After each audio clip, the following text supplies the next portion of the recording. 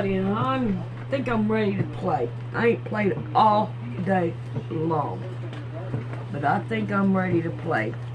Ooh, I want you to look at this. I got one block the wrong way.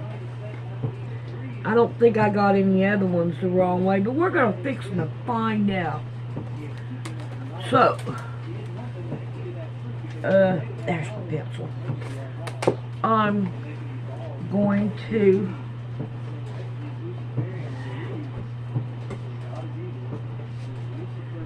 see what I can do about turning this thing sideways. Come on, you go in my head. And I'm going to work at it from this corner all the way down, and then I'm going to come back and I'm going to do the other corner all the way across, so that way we can't we got it going this way and this way. And Mama Cat, she is just gonna have to live with what I'm doing. So, and I'm going to use my pencil. I'm pretty sure it will wash out. So there's that. Start off with the corner. Alright, what am I going to do with this so it don't disappear on me? And I can use it later. Ain't that right, Mama Cat? Line it down this way. Mama Cat.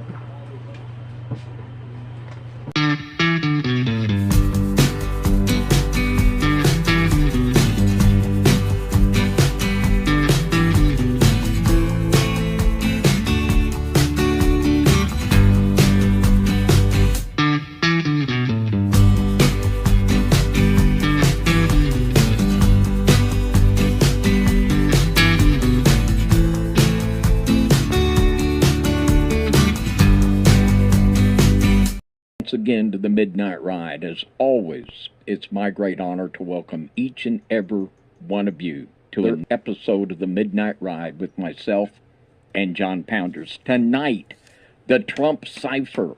What does the year 2025 have to do with Donald Trump, Bible prophecy, and the ushering in of the final end time period? Find out tonight on the Midnight Ride, and you don't have to wait very long, because we are now live. What's up, guys? It's so good to be live with you guys here from the Puritan Barn. And man, tonight's broadcast is one of those broadcasts I wish I didn't even have to do. As a researcher, you start to come across all of these things, and you see lines starting to be connected when you just start drawing connections, and it's very seldom do you have so many dots. And so this is kind of a continuation of the episode that we did a couple weeks ago, the Trump Cipher. And it didn't mean to be. It was actually about 2025, but it just seems that Donald Trump is so interwoven into most of these prophecies slash mystical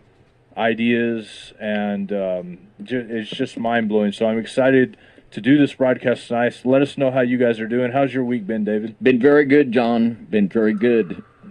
David, do you guys have any broadcasts that you guys have coming up this week? Of course we do. Sunday night, 8 p.m. Central Time on our FOJC Radio Rumble channel. Porky's Dirty Little Secrets continued. What's really going on with our food supply, what we need to know about it. So join us at 8 p.m. Central on our FOJC Radio Rumble channel. Very cool, David. So if you don't have anything else, I guess we can get started on the ride. Are you ready? Let's ride. All right, guys. So we're going to get started here, and I just want to say that if you missed this episode, the Trump Cipher, which was 2 weeks ago, I suggest that after watching this that you go check it out, because it will add many dots to what I'm going to be talking about here tonight. And I want to read a couple scriptures to get us started, because I think that it's important that we understand that there are hidden things going on in the world that we're living in, and a lot of them are hidden in plain sight, and a lot of things are being revealed. So this is Luke 12:2-3. It says, "For there is nothing covered that shall not be revealed, neither hid that shall not be known. Therefore, whatsoever ye have spoken in darkness shall be heard in the light, and that which ye have spoken in the ear in closets shall be proclaimed upon the housetops. And then in Luke 8:17, for nothing is secret that shall not be made manifest, neither anything hid that shall not be known and come abroad.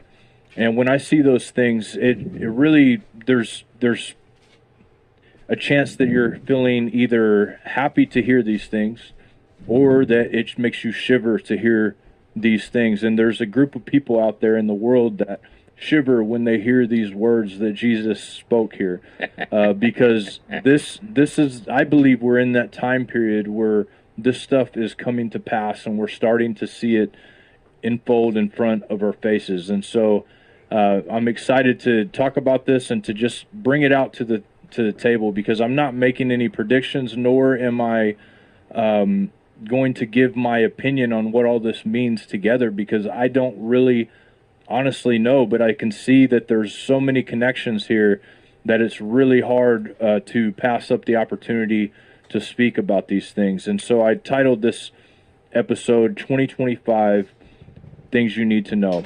As I started looking into 2025, I realized that there are very many indicators that this time period of 2025 is going to be an important year, and I'll explain those things throughout this broadcast. And there's everything that I'm going to be presenting tonight is very important, even down to the very last thing. So it was hard to kind of gauge it by, well, this is more important, so I'm going to do this here, or this is more important, because really all the way down to the end it is. I'm going to try not to go over an hour, because I know your guys' time is valuable, but I want to make sure that we get a full scope of a lot of these things. This could have easily be 2 or 3 broadcasts, so I'm going to get through this with you guys tonight. So the reason I looked into 2025, and we've done broadcasts speaking of this before, because of the Deagle site. There's a website, deagle.com, and this site is a culmination of intelligentsia that get together and they post what they believe the population of certain of all countries are going to be, GDP, etc. And they've been pretty much dead on for a very, very long time. Now, you can't find this on the website anymore, but I remember doing a broadcast in around 2021, 2022, speaking of this and having this screenshot, and there's a lot of other people that have spoken on this as well. You can find many topics broadcast, but if you look at a lot of these countries, I mean, it's a lot of people that listen are from some of these countries, but there's more. But the United States of America seems to drop 200 million people, so 68.5% population change in 2025. A lot of very high level people who are what you would be calling elites have said that this is when the great culling is happening. There's something getting ready to take place. A lot of people have been talking about this and feeling this for a while, but this Deagle report made me want to look into 2025 a little bit more. I also saw a few reels that were going around where people would Google search all the different years, and there was all these different memes for that year, but when you go to 2025, there was nothing. It was just like it was blank for some reason or another. And so somebody that you guys should be familiar with, she actually took the reins for me for a couple weeks when I was out of town, and she also does a lot of Instagram stuff on Instagram. She does stuff on Instagram, and her name's Jillian. She did something about the show we're going to be doing tonight, and she actually, it's crazy because I saw this today after I'd been doing this broadcast, and it's something that was brought to my attention as well, because a lot of you guys are this is going to ring a bell when you hear what she's saying here, and also with the clips that I'm going to play after that. So I'm going to play this, and we've also done shows on the Marine Kingdom not that long ago, speaking about the idea of the Nephilim coming from the water, and the fact that these water spirits and these water gods are the ones who form these nations, and how the Maritime Kingdom actually has control of the commerce and control of most of the world, sits on many waters. So anyways, here's this video by Jillian. You guys check this out. Marine Kingdom is rising, and if you believe in Jesus, you will pay close attention to what I'm about to tell you. Since November 6th, the media has been sparking with rumors that we are entering into a new golden age. And as soon as I heard that term, immediately the Holy Spirit grabbed me with discernment. Golden Age is described as the age that falls within the role of Kronos, the god of time. Peace and harmony prevailed during this age. Humans did not have to work to feed themselves, for the earth provided food in abundance. They lived to very old age, but with a youthful appearance, and eventually died peacefully. Their spirits live on as guardians. He describes these men as daemons upon the earth. Similarities between the historical Golden Age and this new Golden Age with an upcoming incumbent presidency, it's very shocking. Additionally, the Golden Age is directly linked to the Age of Aquarius, which as of yesterday, November 19th, we entered into and will remain that way until 2043. And the Kabbalistic Zohar states that all celestial treasures and hidden riddles will be solved in the Age of Aquarius. Many occult beliefs, such as the New Age, also describe this as a new era that we are entering into that will unlock new knowledge, such as transhumanism or the Nephilim agenda. And this Nephilim agenda starts with the Marine Kingdom.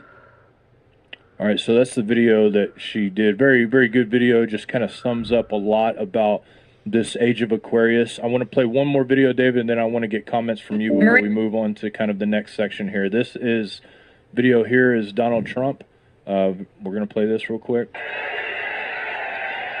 This will be America's new golden age. It's going to happen quickly, too, very quickly. Every problem facing us can be solved, but now the fate of our nation is in your hands. All right, so that is that clip. And then this is Melania Trump walking out to the song Age of Aquarius, throwing up the V symbol, the Venus symbol, and it's very interesting. So here we go. All right. I got a problem. I can't see to keep trying to thread that needle and get it to roll right. It was right when I turned it off and quit on it, but I guess through time it just don't want to work no more. So what I'm going to have to do is I'm going to have to try to put it in the other sewing machine. Hopefully I can get it to work. So what I'm going to have to do is to go and pin this down and try to get it through the other sewing machine. I hope it will work. We're not sure why they picked this song. For Melania Trump's entrance, this astrological Taurus flashed a peace sign. So that's interesting too, because I was looking up her astrological sign. It's just something that they made point to mention, and for a certain period of time, Taurus is actually going to be within this Aquarius period. It's really, really interesting the way they phrased all this stuff. So everything they say has meaning. As we talked about before, the elites very much so believe in the movement and the tracking of the stars. Just going back to like the ancient times when the Babylonians used the stars for everything, including the king's decisions. They had their soothsayers and all of this. So anyways, David, I'm going to leave this here for just a minute, and I want to get something. I know your brain's moving right now. I see the cogs turning in your mind right now. So I want to get some comments from you. Well, words have meaning, and there's no doubt that the Trump agenda is tied to the term Golden Age, the Age of Aquarius. There's so much hype and enthusiasm for Mr. Trump, and few of these people would ever consider, and especially the professed Christians now that are supporting Mr. Trump, few of them would even consider the fact that perhaps this might have a hidden agenda, that this really might be a nefarious age that is coming in. I think this could be a tremendous sucker punch. Yeah, it could get really interesting, and I don't think, and I'm not saying that even Trump would even be aware of the lining up of all of these things, which I would assume that he is. He's a smart guy. I'm assuming that he has all the people around him that know all about this stuff, and are able to point these things out. But this gets interesting. So in the video, Jillian mentioned Chronos. Now, the reason this all gets interesting is because we have a current sitting president who is a student of Kabbalah, also is, considered he was crowned in Jerusalem. If you guys saw the episode that we did on Trump before, you'll see that. And he's also on a coin, and he put the embassy of the United States in Israel. And so this aspect of Chronos makes it very interesting as well. I want to show you guys this. So as you guys can see, and this is even the oldest depictions of this hexagram, which is a six-sided star, goes to the celestial being Saturn here. Okay, so you see up here at the top, there's one traced here. This is where you get Metatron's cube. This is the six-pointed star, the cube, the black cube, and this Chronos and Saturn are actually the same exact entity. You see that in Judaism, also in Islamic worship, the black cube is a huge point of worship. It connects with the black and white Jehovah, the idea that Saturn is what a lot of people believe, that Saturn would be connected to Jehovah, the God of the Bible, which kind of goes to Gnosticism, where the idea of Yaldabaoth being a demiurge. But Saturn is, if you would believe what is written about him by the enemy, Saturn is this evil god that eats his children and is very much so connected to the God Jehovah. And this is why you see the Jews that have the black cube on their head when they do their rituals. This is why there's a journey to the cube in Mecca. This is something that there's several sites all over the world that have this black cube. And if you haven't noticed, one of the most wealthy, if not the most wealthy investment companies in the world, they're called BlackRock. We have a lot of connections to Saturn in this presidency, in a lot of this. And if Saturn is believed by the Jews and by Trump and by others to be the God Jehovah, this would make a lot of sense why Saturn is deeply tied in to this. And also the God of time. And I'm going to have you comment to this picture here, David. This is Chronos, the God of time, Father Time, standing behind the Virgin. And as she's weeping here, mourning, explain in Freemasonry Chronos, the God of time, David. You've talked about this before in broadcasts, and if you have any insights into this, it would be greatly appreciated. Yeah, and this appears on almost every Masonic monitor of every state. And here we have the broken column in Freemasonry, and we have the widow here holding the leaf. And in Freemasonry, one of the designations of the Freemasonry is the widow's son. Is there no help for the widow's son is their grand hailing sign of distress. And the widow is specifically explained as Isis, the goddess. And just like the Isis and Osiris in Freemasonry was the one that, and in the mystery religions, that his body was cut up into a lot of little pieces, and they recovered every part but one. And the phallus of Osiris, this represents the lost word of Freemasonry, according to Manly Palmer Hall. And in the specific Luciferian teachings, every one of the Freemasons is one of the sons of Isis. And Freemasonry is goddess worship, among many just rank paganism. But this represents, and of course this before that, in the Babylonian, it was the woman weeping for Tammuz, and they're holding in her hand the symbol of the evergreen, or the regeneration, there in her right hand.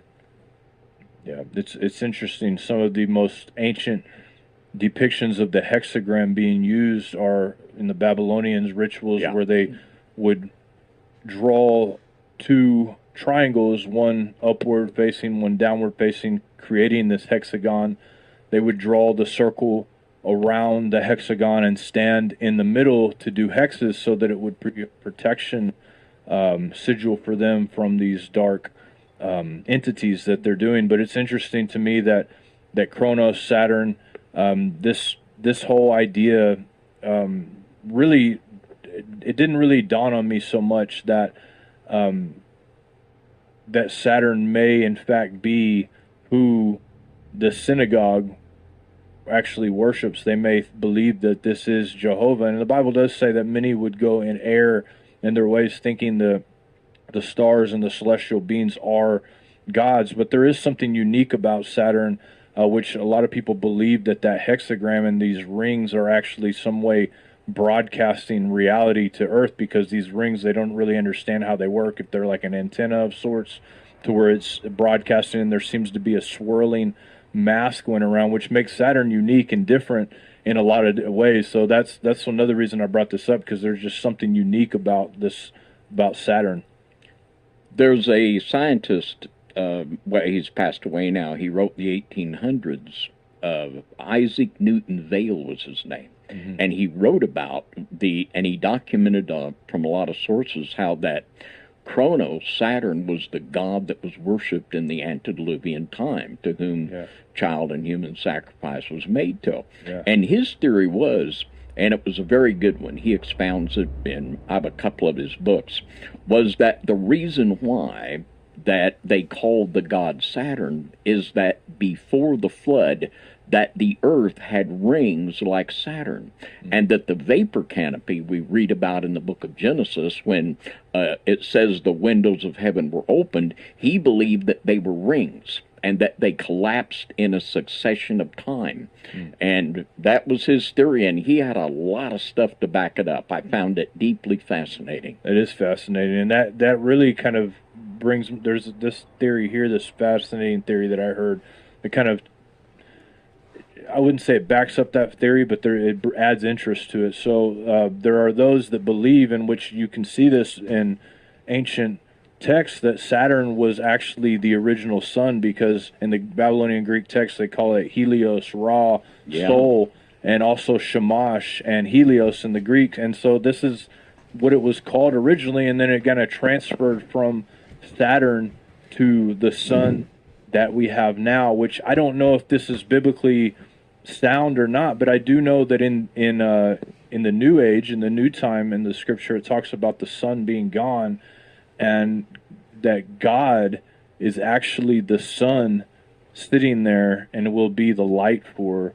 us. So a new light source is attached with a new age. And I don't know if this could tie into Velikovsky's idea and all of this, but there's some interest there as far as I'm concerned. And most definitely, Velikovsky wrote about how that what we would refer to the planet Mars and Venus were originally traveling asteroids, and that was he taught what has been called catastrophism, which I would agree with.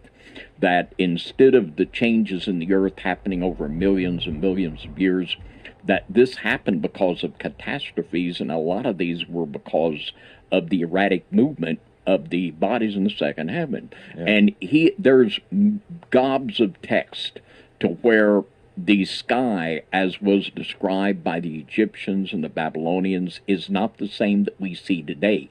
Things are out of place, and Saturn being one of them that they all mention. And the idea that these were just a bunch of dumb bumpkins that didn't know what they were doing, I can't subscribe to that. Yeah. They were very meticulous and very intelligent in the study of the heavenly luminaries. So I think there's something to that. I really do. And I think it's really interesting to me, too, that they ascribe the golden age where people didn't have to work for food, because we know that would have to be after the fall of man, right? Because after the fall of man, after Adam and Eve sinned, they had to work for their food from then on. That was part of the curse. And so this idea that Kronos or Saturn was the god before this fall is interesting to me, because obviously the texts about Kronos from the pagan standpoint are very negative, right? Saturn is considered this ape of a man that eats his own children and just like very ruggish, thuggish. But if you really think about it, is it possible that the reason that they treat him so badly in their texts is because, as always, they're against the possible idea of God the Father, and maybe this is possibly where there could be a throne at. I mean, there's all these theories out there that just go through my mind. So, and you think about it, before the fall of man, they dwelt in eternity, if you will. Yeah. There was no time. And the book of Revelation says that when the Lord returns, it says time will be no more. Yeah. So time is something that's unique to our realm of existence. God dwells in a realm where there is no time. Yeah. And he also says, and he separates the beginning from the end as far as time goes, and so there's it's just interesting. It's very deep, mind-blowing concepts. He's the Alpha and the Omega. He can stand at the beginning of time and at the end of time at the same time. Yeah, it's interesting. So I'm going to play another clip that's interesting. Now, I'm just going to play it, and then we'll talk about it. How about that? Here we go. The ancient Essenes, the inhabitants of Qumran. Now, lots of people, they know the Essenes from the Dead Sea Scrolls that were discovered there in the 1940s. What they don't know, and by the way, this has only been unearthed in the last 50 years, archaeologists have also recovered prophecies that the Essenes made, and even material that illustrates who the Essenes were. 150 years before the birth of Jesus Christ, the Essenes began prophesying about the first advent of the coming of the Messiah. They said that he would come at a time when a king named Herod would be a king and he would turn evil.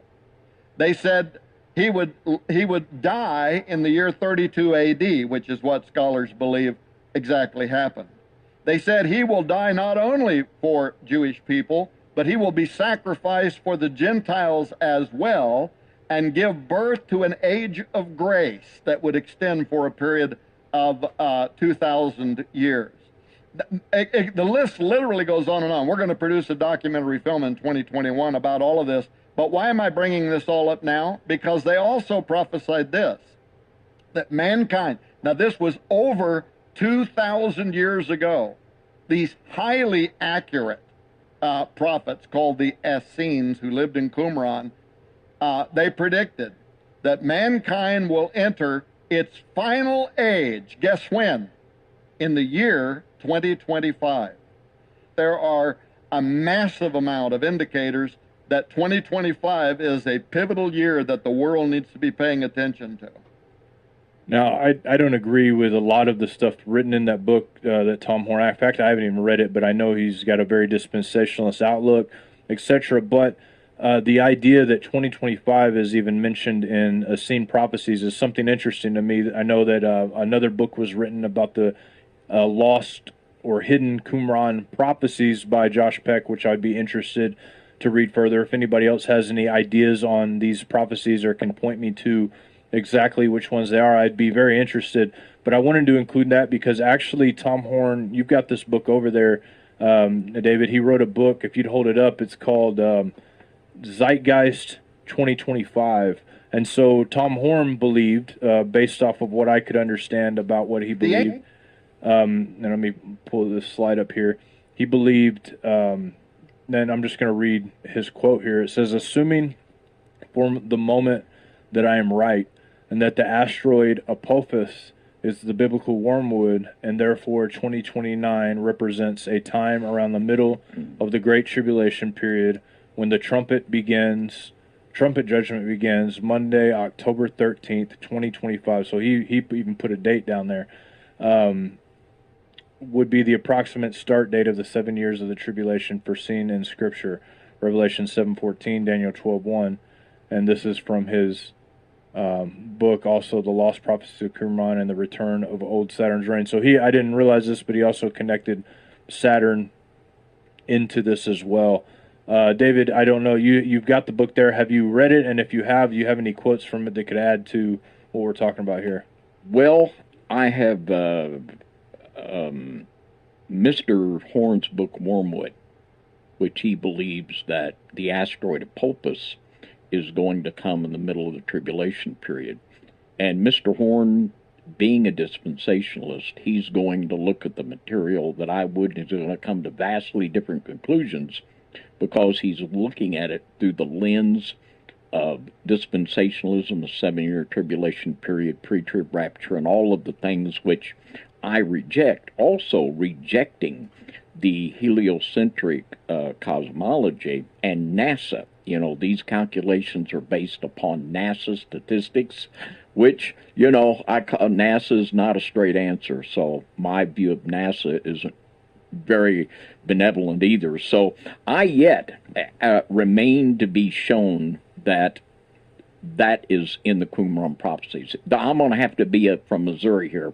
I'm going to have to see it point in line, and I haven't seen it point in line yet. So at this point, I'm just going to have to say I remain skeptical. Now, I do think, and I addressed this in the show I did with Dan Badandi, that I do think there could be something to this Apophis, but I would lean toward believing that it's an entity, not an asteroid. Yeah, because Apophis was the god of darkness and chaos. Yeah. That comes down, and you know, it's interesting that he was willing to kind of put himself on the line for 2025 and for those dates. I'm interested to see what happens in 2025. There's another thing I want to read here about 2025. This is from The Externalization of the Hierarchy. Now, this was written in 1957 by Alice Bailey, by formerly at the time Lucifer Trust Publishing Company, now called Lucas Trust Publishing Company. And Lucas Trust Publishing Company and the UN are very tightly connected. Lucas Trust endorses the UN very heavily. And something you have to know about the UN as well, they have a I can't remember exactly what they call it, but equivalent to watchers on top of Mount Hermon. On that is where their base is. So there's a lot of connections with the UN, Lucas Trust, Lucifer Trust. And this, in this book, written and published in 1957, written much earlier than that, it actually speaks of the year 2025. And I'm going to read the two references that I found in this book. And there may be more. If you've read this book and you can point me to more of these, then let me know. So I'm going to read this first one here. This is in page 363. And just actually a little bit more background on what the externalization of the hierarchy actually is. So this hierarchy is an invisible hierarchy they deem as the masters, like the masters of the Great White Lodge that is in the sky. And these masters, the head of this mastership is actually considered Christ according to the externalization of the hierarchy. And they would convene every 100 years, and there is a time period when they will externalize and once again present themselves to humanity and to mankind. And as of right now, according to this book, they have men set up in place, great teachers, all of these different people set up all over the world to bring in this agenda. And so this is on page 363. It says, "I have made this practical application and this immediate illustration of teaching anent, glamour, illusion, and Maya because the whole world problem has reached a crisis today, and because its clarification will be the outstanding theme of all progress, educational, religious, and economic, until 2025 AD. Now we're going to go again on page 530 of this book, and I'm going to read a paragraph and a half here. Really, the whole chapter is interesting. It says, "Thus a great and new movement is proceeding, and taking a tremendous increased interplay and interaction is taking place. This will go on until AD 2025. During the years intervening between now and then, very great changes will be seen taking place, and at the great General Assembly of the Hierarchy, held as usual every century, in 2025, the date in all probability will be set for the first stage of the externalization of the hierarchy. The present cycle from until that date is called technically the stage of the forerunner. It is a preparatory in nature, testing in its methods, and intended to be revelatory in its techniques and results. You can see, therefore, that Cohen's master's initiatives world disciples, disciples and aspirants affiliated with the hierarchy are all at this time passing through a cycle of great activity. And it talks about a Messiah type figure entering the stage, etc. And so all of this work that has been going on behind the scenes culminates at 2025, and then we have this age of Aquarius, this new thing that takes place, and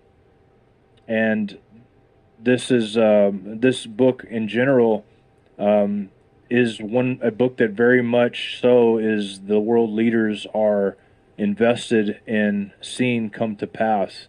Even if the prophecies aren't correct, they would love to see this 2025 thing come to pass. David, do you have anything you would like to add to that?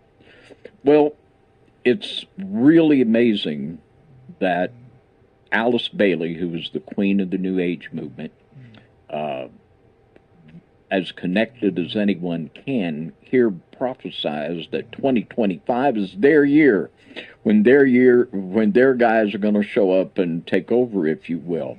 And it's also interesting that this golden age on the right-wing conservatives, they also say this is going to begin in 2025. I would just pose the ridiculous question, could it be that they're one and the same? Could it be that this agenda and this movement coming in could be the same one that was spoken of by Miss Bailey?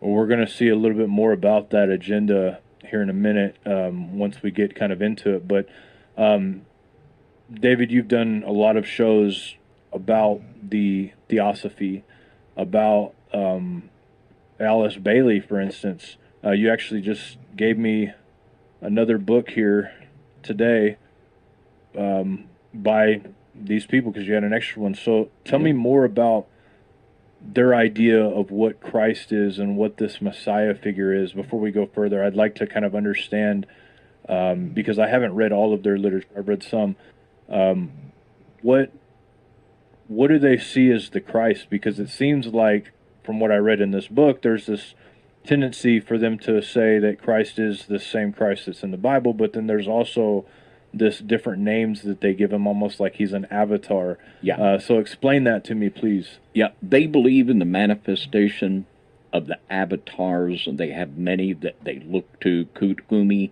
and many that they speak of as people, and like Maitreya, that actually live in physical bodies on the earth that are hundreds of years old. Comte Saint Germain was another one that was in the court of Louis XIV. And it's just really amazing how that these people can think that the Christ is not Jesus Christ, but it's a person in the New Age concept that achieves Christ consciousness. They're all Christ. It's the New Age principle that all people have that spark of divinity within them. And this is their basic belief there. Okay, so they would believe in more of a universalist idea of achieving Christhood rather than Christ being the specific one who came to do this. Yeah, they absolutely reject the biblical idea that Jesus Christ is the virgin-born Son of God, died upon the cross for our sins. They believe that divinity resides within all of humanity, and that the problem is ignorance, lack of gnosis, that if you just realize that you are God and through occult practices come to a spiritual realization of that, you can achieve this Christ consciousness. And it's interesting that they use these terms, externalization of the hierarchy, because you spoke earlier about, America and the symbolism surrounding this hexagram and these spirits, but you have this kind of dynamic in Washington, D.C., where you have the phallic symbol, and then you have the womb as the Capitol building, and you have this raising of Osiris ceremony that takes place in every inauguration. And it's interesting to me that this one in particular that's going to be going down coincides with their idea of the possible bringing in of this Messiah and this whole ritual, and then their idea of binding these 72 spirits in order to be able to take full control. It's just mind-blowing to me. So they would be right on with that, because in their idea, the Messiah is whoever tends to raise at that particular time to be the anointed one for that movement. Yeah. And just like the you spoke of there in the apotheosis of George Washington, which we've all seen, of the 72 stars and the gods, Washington is seen as a resurrected god up there floating around the Capitol roof there with all Zeus and all of the other gods up there. Mm-hmm. And of course, in Washington's tomb, you know, the old joke, who's buried in Grant's tomb? Well, who's buried in Washington's tomb? The answer is not Washington, nobody, because he was moved there from there to Mount Vernon. There's a message there. The grave's empty, he's risen. He's up on the top of the Capitol dome. And this, every American president is seen in a continuation of that in the eyes of the occultist. And just like in the writings of Manly Palmer Hall, the secret destiny of America, they've been talking for a long time. It's America's secret destiny to one day have the man show up, you know, and that ain't the man that believers are talking about. Well, I mean, we boil it down to America's foundations, and we did a show, I don't even remember what it was called now, but it kind of broke a lot of that down, all the way down to the height of certain things, etc. But when people think about who formed our framework, like Ben Franklin, who was a member of the Hellfire Club, they found human sacrifice had been taking place underneath his house when they went to renovate his location. You have John Adams, who was a deist of sort, but he hated Christianity. You know, all of these people were part of the fabric of starting our country. So this gets really interesting. It really does. My goodness, anyone that has ever read, Thomas Paine wrote the pamphlet that really ignited the common person to get on board with the revolution. He was about as virulent a Christ hater as you could ever imagine. He was rankly blasphemous. Yeah, it's when you really look at the history of some of this is amazing. Now, what I'm getting ready to show you is a video of a Hopi tribesman, I believe